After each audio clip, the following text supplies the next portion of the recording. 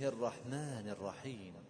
تبارك الذي بيده الملك وهو على كل شيء قدير، الذي خلق الموت والحياة ليبلوكم أيكم أحسن عملا وهو العزيز الغفور، الذي خلق 7 سماوات